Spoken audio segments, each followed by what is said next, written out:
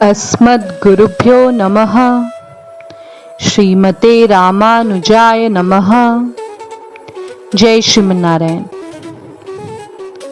गुरु चरणों में समर्पित।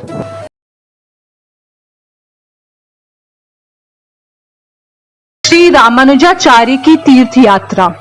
रामानुजाचार्य का दृढ़ व्रत देखकर जगन्नाथ भगवान ने सोचा कि अगर सेवा पद्धति बदल दी गई तो मेरे आश्रित यह अर्चक वृत्तहीन होकर कष्ट भोगेंगे। उसी रात्रि में भगवान ने रामानुजाचार्य को निद्रा में ही जगन्नाथपुरी से दूर कूर्म स्थल में पहुंचाया। यतिराज विस्मृत हुए, परंतु कूर्म नायक भगवान की आज्ञा से वहां विराजे और अनेकों को समाश्रित कर उस स्थान के कीर्ति को बढ़ाया। तदनंतर रामानुजाचार्य सिंहाचल, गरुगिरी, अहोबिल क्षेत्र आदि की यात्रा करके वेंकटाचल पधारे। उस समय वेंकटाचल में कलह चल रहा था। कुछ लोगों ने आक्रमण द्वारा भगवान को शंख चक्र रहित कर दिया और दावा किया कि यह कार्तिकेय के विग्रह हैं। रामानुजाचार्य ने कहा कि विष्णु भगवान के शंख चक्र, गदा, पद्म आदि आयुध चिन्ह और साथ में शिव जी के त्रिशूल, डमरू आयुध चिन्ह गर्भगृह में रखकर मंदिर के कपाट बंद किए जाएं। अगर विष्णु भगवान के चिन्ह धारण करते हैं तो वे वेंकटेश्वर विष्णु हैं, और अगर शिव जी के चिन्ह धारण करें तो वे कार्तिकेय हैं। अतः उनको अपना निर्णय स्वयं करने दीजिए, ऐसा रामानुजाचार्य ने बताया। वैसा करने पर प्रातः देखा गया कि भगवान ने शंख चक्र आदि ही धारण किए हैं। यह निर्णय होने के बाद रामानुजाचार्य ने भगवान के वक्ष स्थल पर स्वर्ण की लक्ष्मी जी की स्थापना की। रामानुजाचार्य ने अपनी पुत्री रूपी लक्ष्मी जी को भगवान को अर्पण किया, इसलिए वेंकटेश स्वसुर कहलाए, और भगवान को शंख चक्र प्रदान किया, इसलिए वेंकटेश भगवान के आचार्य कहलाए। फिर कांची, मधुरांतक, वीर नारायणपुर होकर श्रीरंगम आ गए। वीर नारायणपुर में नाथमुनि स्वामी जी की योग भूमि है। इस प्रकार रामानुजाचार्य ने भारत की पददर्शना की।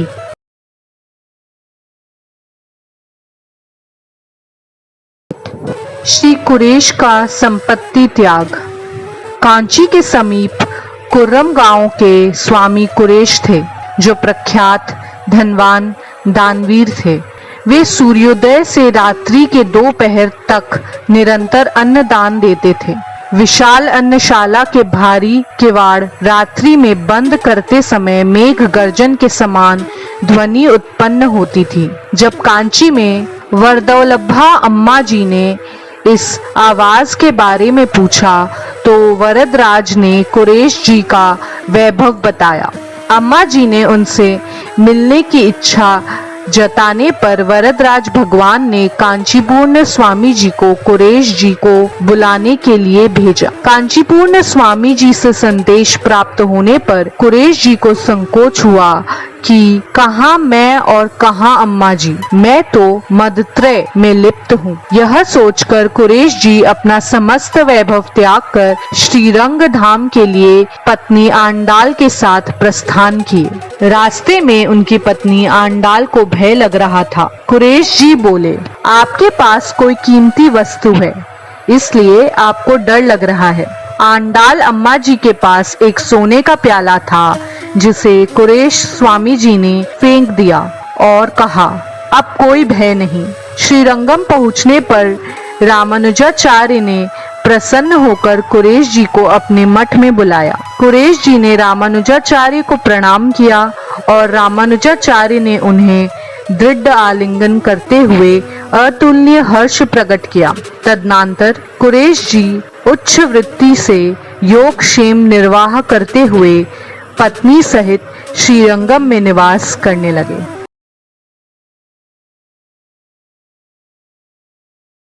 श्री पराशर भट्टार्य का अवतार। एक दिवस निरंतर वर्षा के कारण कुरेश स्वामी जी उच्च वृत्ति के लिए घर से बाहर नहीं निकल सके।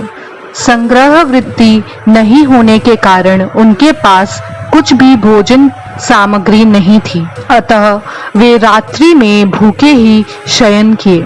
रात्रि में रंगनाथ भगवान के मंदिर में भोग लगने का बाजा सुनकर कुरेशाचार्य की पत्नी आंडाल के मन में विचार आया, हे रंगनाथ भगवान, आप तो पंच पकवान पा रहे हैं और आपका अनन्य शरणागत भूखा ही शयन कर रहा है। रंगनाथ भगवान ने यह बात सुनते ही अर्चकों के हाथों बहुमान के साथ कुरेशाचार्य के लिए प्रसाद भिजवाया। प्रसाद देखकर पत्नी से पूछने पर कुरेशाचार्य को पता चला कि उनकी पत्नी ने मन में भोजन के लिए चिंता की थी। उन्होंने पत्नी को ऐसे सकाम वृत्ति के लिए डांटा और फिर थोड़ा सा प्रसाद स्वीकार कर बचा हुआ प्रसाद पत्नी को दे दिया। इस विशेष प्रसादी से साध्वी आंडाल ने गर्भ धारण किया और वैशाख शुक्ल पूर्णिमा अनुराधा नक्षत्र को 2 तेजस्वी बालकों को जन्म दिया। गोविंदाचार्य ने बालकों को दृष्टि दोष ना हो इसलिए द्वय मंत्र सुनाकर मंगल कामना की।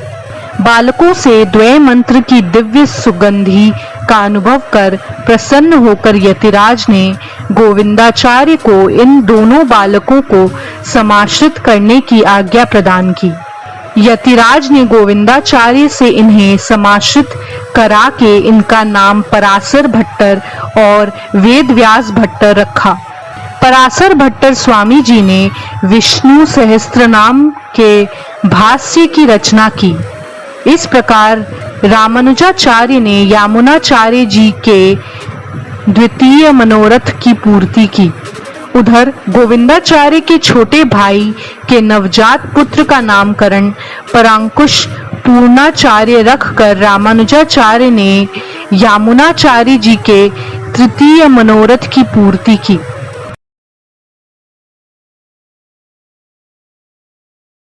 श्री पराशर भट्टार्य का यज्ञोपवीत संस्कार। पराशर भट्टार्य ने बालक अवस्था में रंगनाथ भगवान के निमित्त रखे गए दूध का स्पर्श किया था। जब लोगों ने कहा कि बालक का स्पर्श किया हुआ दूध भगवान के योग्य नहीं है, तब भगवान ने कहा, यह बालक मेरे प्रसाद से जन्मा, इसीलिए मेरा पुत्र है। यह कहकर भगवान ने दूध ग्रहण किया और अपना दत्तक पुत्र मानकर पालन पोषण करने लगे। रंगनाथ भगवान की गोदा देवी प्रतिदिन इस पुत्र को दूध प्रदान कर पालन पोषण करने लगी। रंगनाथ भगवान भी अपने पुत्र के लिए प्रतिदिन अपना प्रसाद भेजने लगे। बालकपन से ही पराशर भट्टार्य परम ज्ञानी तथा परम विद्वान थे। एक दिन सर्वज्ञ भट्ट नामक महापंडित वहां आए। बालक पराशर भट्टार्य ने अपने अंजलि में बालू भरकर सर्वज्ञ भट्ट से पूछा, इसमें कितने बालू के कण हैं? इसका उत्तर नहीं बता पाने पर पराशर भट्टार्य ने उन्हें कहा कि अपना नाम बदलकर अल्पज्ञ भट्ट रख लें। बालक की विलक्षण प्रतिभा देखकर पिता कुरेशाचार्य ने उनका यज्ञोपवीत संस्कार कराकर गुरुगृह में अध्ययन के लिए भेज दिया।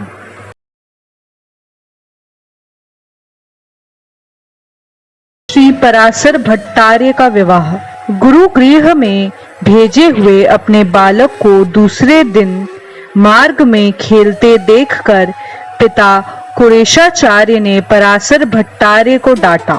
बालक पराशर बोले, सब बालक कल का ही पाठ पढ़ रहे हैं जो मुझे एक बार में ही स्मरण हो गया था। यह कहकर उन्होंने पिता को सब पाठ सुना दिया। बालक की विलक्षण प्रतिभा देखकर उन्होंने सोचा कि ऐसे बालक की शिक्षा किसी विशिष्ट आचार्य की सानिधि में होना चाहिए। तत्पश्चात गोविंदाचार्य और कुरेशाचार्य ने मिलकर बालक पराशर को शिक्षा देना प्रारंभ किया। पराशर की युवावस्था होने पर यतिराज की आज्ञा से बृहदचरण नामक ब्राह्मण के पुत्री के लिए याचना करने गए। बृहदचरण ने स्वीकार नहीं किया। फिर रंगनाथ भगवान ने बृहदचरण के स्वप्न में आदेश दिया और विवाह संपन्न हुआ। तत्पश्चात एक दिन यतिराज ने सभी श्री वैष्णवों के सामने घोषित किया कि आज से श्री दाशरथी मेरे लिए त्रिदंड होंगे। मैंने आज से सभी शरीर संबंधियों को त्याग दिया है। इस वीडियो से जुड़े हुए कोई भी सवाल आप नीचे कमेंट बॉक्स में पूछ सकते हैं। धन्यवाद। वीडियो अगर अच्छा लगा हो तो इसे लाइक करें, अन्य भागवतों के साथ शेयर करें और हर वीडियो की अपडेट पाने के लिए चैनल को सब्सक्राइब करें। बेल आइकन दबाना ना भूलें। जय श्रीमन्नारायण। साष्टांग प्रणाम।